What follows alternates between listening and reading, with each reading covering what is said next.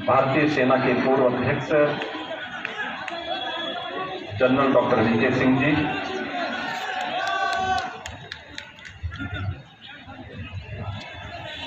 राज्यसभा के माननीय सांसद श्री अनिल अग्रवाल जी,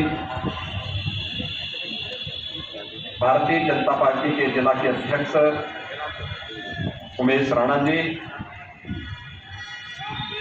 जिला प्रभारी मान सिंह गोस्वामी जी,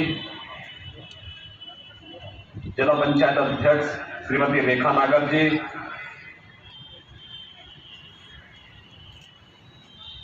विधायक श्री अभय वर्मा जी, विकास गुप्ता जी, ब्लॉक प्रमुख निशांत सिसोदिया जी,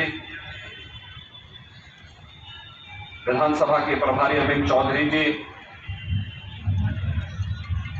श्रीमती लज्जा रानी गर्ग जी, पवन त्यागी जी, हरीश अग्रवाल जी और भारतीय जनता पार्टी के लोकप्रिय प्रत्याशी श्री धर्मेश सिंह तोमर जी और उपस्थित भाइयों बहनों, भोलाना क्रांतिकारियों की धरती है। 1857 के प्रथम स्वतंत्र समर में भोलाना के क्रांतिकारियों ने भी देश की आजादी के लिए अपने आप को बलिदान किया था। और भाइयों बहनों, इसलिए भोलाना की क्रांति की इस धारा को जनपद हापुड़ के पवित्र धाम गढ़मुक्तेश्वर की पावन धरा को नमन करता हूं और अपने इस पिलखुआ नगर के वासियों का अभिनंदन भी करता हूं।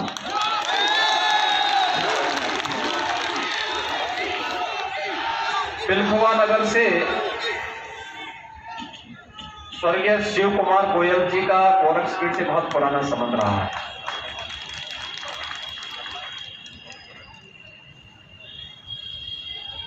उनकी लेखनी उस कालखंड में भी राष्ट्रवाद की अलग जगाने का काम करती थी। और भाइयों बहनों, आज आपका सौभाग्य है कि लोकप्रिय सांसद जनरल वीके सिंह जी के नेतृत्व में आज यह क्षेत्र विकास की एक नित नई ऊंचाइयों को छूता हुआ दिखाई दे रहा। एक टीस जो विगत विधानसभा चुनाव में रह गई थी और वह थी, क्या भोलाना में भी भगवा लहराएगा? मुझे लगता है शाखा 84 ने अब तो संकल्प ले ही लिया है। और भाइयों बहनों, मैं इसीलिए आपके बीच में आया हूं, आपसे कहने के लिए, क्योंकि चुनाव फर्क साफ है। लोग कहते हैं कि आखिर क्या है फर्क साफ? मैंने कहा, देखिए, सपा की सरकार रही हो या बहुजन समाजवादी पार्टी की सरकार,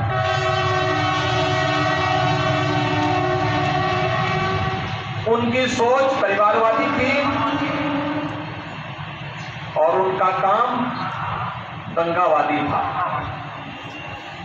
लेकिन भारतीय जनता पार्टी की डबल इंजन की सरकार सोच ईमानदार है तो काम दमदार भी है। भाइयों बहनों, पश्चिमी उत्तर प्रदेश के अंदर ये परिवर्तन और ये फर्क आपको स्पष्ट देखने को मिलता होगा। 2017 के पहले की स्थिति, 2017 के बाद की स्थिति। 2017 के पहले कोई सुरक्षित नहीं था, बेटियां स्कूल नहीं जा पाती थी, अराजकता का एक मंजर था। विकास की योजनाएं ठप पड़ी थी। गरीबों को शासन की योजनाएं नहीं मिल पाती थी। विकास का पैसा इत्र वाले मित्र के घर में आरसीसी की दीवारों में कैद हो जाता था।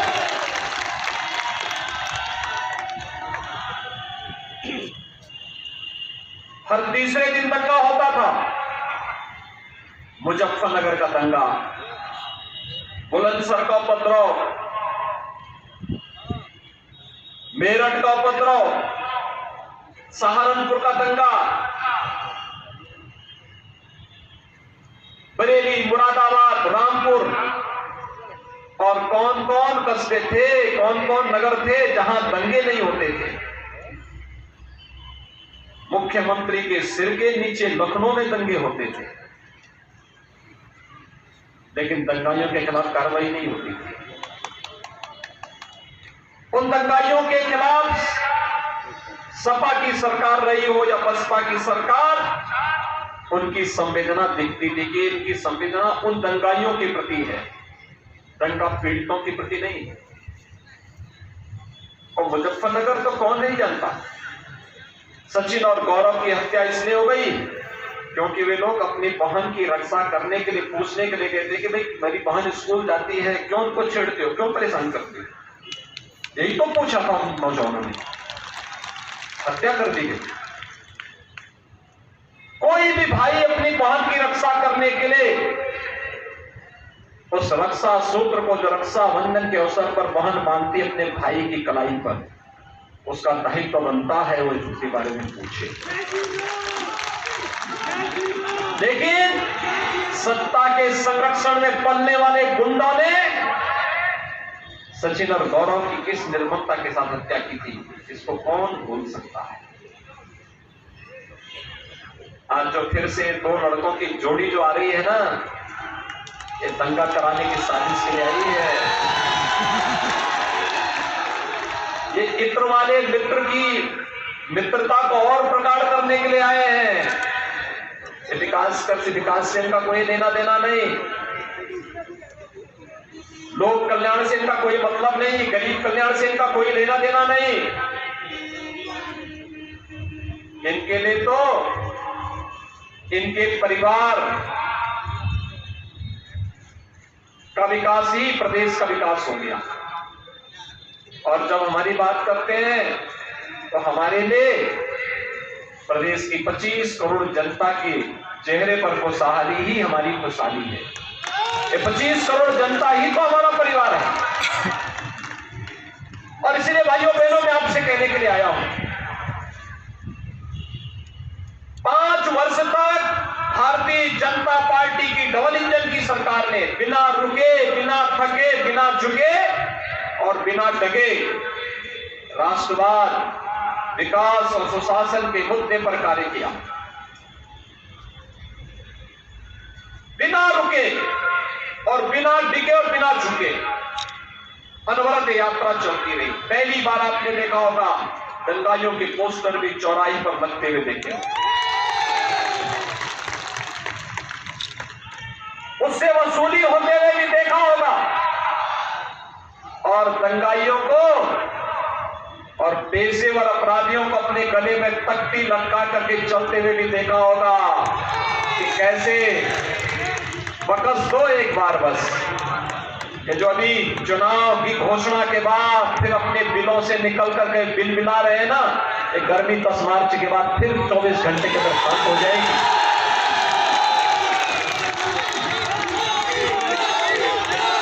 24 के बाद 25वां घंटा भी नहीं होगा।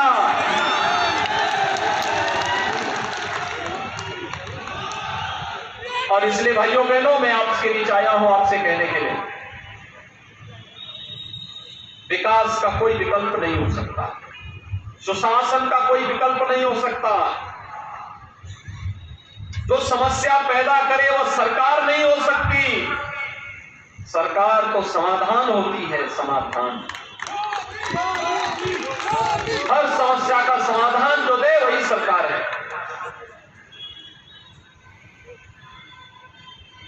नौजवानों की रोजगार की समस्या का समाधान, अन्नदाता किसानों की समस्या का समाधान, महिलाओं की सुरक्षा का समाधान, बेटियों की सुरक्षा के लिए पुख्ता इंतजाम, व्यापारियों की सुरक्षा पुख्ता हो सके, शहीदों का सम्मान हो सके। लोग कहते हैं सपा का विकास और बसपा का विकास क्या था। मैंने कहा देखो, सड़क पे तो नहीं दिखाई देता। ये जो एलिवेटेड रोड बन रही है ना, ये जन्नत साहब के सांसद बनने के बाद बनी है।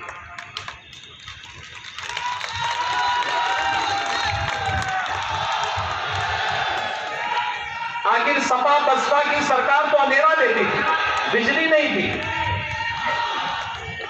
गरीबों के लिए राशन नहीं था। एक होड़ लगती थी, जो मुख्यमंत्री बनता था, मंत्री बनता था, पहले अपना बंगला बनाता था। गरीब का बंगला नहीं बनता था, गरीब का मकान नहीं बनता था। हमारी सरकार आई, डबल इंजन की सरकार ने 43 लाख गरीबों को एक एक मकान दे दिया। 2 करोड़ 61 लाख गरीबों को एक एक घर में शौचालय दे दिया। 1 करोड़ वृद्धजनों को, विधवा बहनों को, दिव्यांगजनों को 12,000 रुपए सालाना पेंशन की सुविधा दे दी। 9 करोड़ गरीबों को 5 लाख रुपए का स्वास्थ्य बीमा का कवर दे दिया और 15 करोड़ लोगों को कोरोना है, डबल इंजन की सरकार है, डबल डोज राशन का भी उपलब्ध करवाने का कार्य भारतीय जनता पार्टी की सरकार है। ये पैसा पहले कहां जाता था? ये पैसा पहले कहां जाता था? विकास का ये पैसा कहां जाता था? विकास उनका एजेंडे में है ही नहीं। उनका विकास का पैसा लूट करके और उसको फिर वे जमा करते थे चित्र वाले मित्र के यहाँ। जब जेसीबी चली थी तो आपने देखा होगा कैसे नोट की गड्डियां और पहाड़ निकल रहे हैं। मां लक्ष्मी भी कोसती होगी इन लोगों को कि कहां मेरा काम लोक कल्याण का था, मुझे आरसीसी की दीवारों में कैद करके रख दिया। लेकिन जब जेसीबी चली तो मां लक्ष्मी भी बहुत प्रफुल्लित होकर के आगे बढ़ी कि अब कल्याण का मार्ग प्रशस्त होगा। भाइयों बहनों, इनकी संवेदना गरीब के लिए नहीं है, किसान के लिए नहीं है, नौजवान के लिए भी नहीं है और बेटियों की सुरक्षा के लिए भी नहीं है। इनकी संवेदना तो पेशेवर माफिया और अपराधियों की प्रति है। आपने देखा होगा कोरोना कालखंड में सपा बसपा कांग्रेस का कोई नेता नहीं आया होगा। आपके लिए जनरल साहब आए होंगे, भाजपा के पदाधिकारी आए होंगे, धर्मेश जी आए होंगे, अनिल जी आए होंगे, इसके अलावा कोई अन्य आपके बीच नहीं आया होगा उस समय। ये सभी नेता होम आइसोलेशन में थे। तो इस समय जब आए तो उनको यही बोलने की आवश्यकता है। आपने जिन्हें पिछली बार विधायक बनाया था वे दल बदल कर रहे थे, भाग रहे थे, इस बार से उस बार, उस बार से इस बार। पिछली बार वो यही कर रहे थे और आगे भी उनको यही करना है। वे अभी से फिर से अपना रास्ता बना रहे हैं। लेकिन मैं तो पहले ही बोल चुका हूं, जो दंगा के मंसूबे के साथ इस समय अपना सिर उठाने का प्रयास कर रहे हैं। 5 वर्ष तक ये सभी लोग बिलों में घुसे थे, दुबके हुए थे। जो थोड़े बहुत कभी सब्जी के लिए निकलता था, पुलिस पकड़ती थी, अगले दिन गले में तख्ती लगा करके आता था का साहब बकस दो, बस सब्जी बेच करके अपना परिवार का भरण पोषण कर लेंगे। अब 10 मार्च के बाद देखना इनके गली में फिर वही तख्ती लटकती हुई दिखाई देगी और फिर एक गर्मी जो अभी किराना में और मुजफ्फरनगर में कुछ जगह दिखाई दे रही है ना, ये सब शांत हो जाएगी। क्योंकि गर्मी कैसे शांत होगी, ये तो मैं मई और जून में भी इसको बहुत सिमरा बना देता हूं। और इसलिए भाइयों बहनों, आज आपके बीच में मैं अपील करने जा रहा हूं कि 12 लेन का हाईवे मेरठ और दिल्ली के बीच जोड़ने का यह हाईवे, ये डबल इंजन की सरकार दे रही है। और यही नहीं, हापुड़ के वासियों को हापुड़ का पापड़ अगर हमें कभी प्रयागराज में बेचना हो तो मात्र 6 घंटे में इस दूरी को तय करने के लिए गंगा एक्सप्रेस जो बना रहे हैं हम लोग। सुबह निकले यहां से 6 बजे, यहां से निकले मध्याह्न में 12 बजे प्रयागराज, संगम में स्नान किया और फिर वहां से 2 बजे चले, रात्रि को 8 बजे अपने घर में हापुड़। ये डबल इंजन की सरकार का लाभ है। ओलंपिक में भी हमारे युवा पदक प्राप्त करेंगे। स्पोर्ट्स यूनिवर्सिटी यही मेरठ पे हम लोग दे रहे हैं। सपा बसपा की सरकार में तमंचे की फैक्ट्री लगती थी और हम लोग डिफेंस कॉरिडोर दे रहे हैं। डिफेंस कॉरिडोर, यहां जो तोप बनेगी और यहां का नौजवान जब उस तोप के ऊपर चढ़ करके पाकिस्तान की सीमा में उसको दहाड़ेगा और दुश्मन का काम तमाम हो जाएगा। भाइयों बहनों, सोच देख सकते हैं और उसी सोच को लेने के लिए, देने के लिए आज एक बार फिर मैं आपके पास आया हूं, आप सबसे अपील करने के लिए। कोरोना में हो सकता है चुनाव आयोग बड़ी रैली करने की अनुमति न दे। अपार उत्साह है। आज मैं प्रातःकाल बुलंदशहर में था, अलग अलग विधानसभा क्षेत्रों में था। क्या उत्साह है, क्या उमंग है। जनता चुनाव लड़ रही है। जब जनता आगे हो और नेता पीछे हो, मान करके चलो लोक कल्याण का मार्ग प्रशस्त हो रहा है। यही लोकतंत्र है। जनता उत्साह के साथ है, एक ही संकल्प है, डबल इंजन की सरकार आनी ही चाहिए। भारतीय जनता पार्टी नेतृत्व की सरकार आनी ही चाहिए। और उसको लेने के लिए जो नेता गुमराह कर रहे हैं, जिनकी टोपियां रंगी हुई हैं मुजफ्फरनगर के दंगों के और राम भक्तों पर गोलियों से, उन लोगों को जनता के बीच में आने का तो कोई नैतिक अधिकार होना ही नहीं चाहिए। कोई नैतिक अधिकार नहीं होना चाहिए। लेकिन लोकतंत्र है, वे अपनी बात बोले। लेकिन भाइयों बहनों, गुमराह होने की आवश्यकता नहीं, जनता को बताने की आवश्यकता है। एक ही बात बता देने की आवश्यकता है। जब इनको अवसर मिला था तब बिजली नहीं दी, आज फ्री की बात करते हैं। तब तो दी नहीं, तब दंगा करवाते थे और अंधेरा इसलिए भी करवाते थे जिससे इनके गुंडे दंगा करा करके फिर आग लगा सके। यही तो करवाते थे। मुजफ्फरनगर का दंगा हो, कोसी कला का दंगा हो, मेरठ का उपद्रव हो, बुलंदशहर का उपद्रव हो, तो इनको लगता है कि चुनाव में प्रत्याशी बना देंगे तो दंगा ही सुरक्षित हो जाएंगे। अगर प्रदेश की जनता जनार्दन की सुरक्षा के साथ किसी ने खिलवाड़ किया तो ये वो भी जानता है कि डबल इंजन की सरकार इसको भी स्वीकार नहीं करेगी। और भाइयों बहनों, आज आप सबको यही आश्वस्त करने के लिए मैं आया हूं, कोरोना के प्रोटोकॉल का हम पालन करेंगे। आज उत्तर प्रदेश 26 करोड़ डोज वैक्सीन की दे चुका है। तो वैक्सीन कोरोना का कवच है। कितने लोगों ने वैक्सीन ली है? ये फ्री वैक्सीन, सबको वैक्सीन है। कोरोना का सबसे बेहतर बचाव। जिन लोगों ने नहीं ली है, अगले 2 दिन के अंदर वही वैक्सीन जरूर ले। ये फ्री है, सबके लिए है। वैक्सीन के बारे में जो बोलते थे कि वैक्सीन बीजेपी की वैक्सीन है, ये मोदी वैक्सीन है, उनसे बोलना चाहिए कि उत्तर प्रदेश में 99% से अधिक लोगों ने वैक्सीन ले ली। ये मान के चलिए कि ये बीजेपी वादी हो गए 99% से अधिक लोग, यानी उनके जीवन के साथ ये लोग खिलवाड़ कर रहे थे। और किस नैतिकता के साथ आज उनके सामने आते हैं, जनता जनार्दन के पास आते हैं।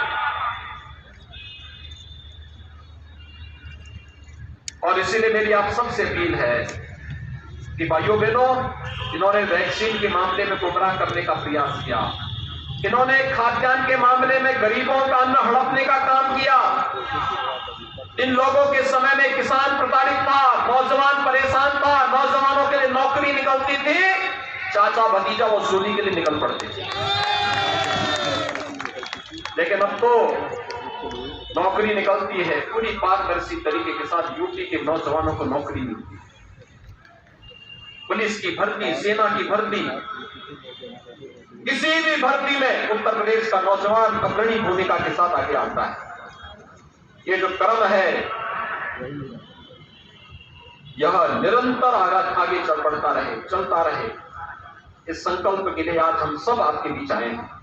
भारतीय जनता पार्टी आप सबको इस अभियान के साथ जोड़ने के लिए आज यहां पर उपस्थित हुई है। मेरी आप सबसे अपील होगी, भारतीय जनता पार्टी ने श्री धर्मेश सिंह तोमर जी को अपना प्रत्याशी बनाया। वे युवा हैं, जुझारू हैं, आपके व्यापक समर्थन को प्राप्त करने की क्षमता रखते हैं और जनरल साहब के सानिध्य में विकास और सुरक्षा का सामर्थ्य भी रखते हैं। आप सभी लोग धर्मेश तोमर के पक्ष में समर्थन देने के लिए संकल्पित हैं। सभी लोग दोनों हाथ खड़ा करके मुझे बताइए, दोनों हाथ मुट्ठी बंद करके बोलिए, दोनों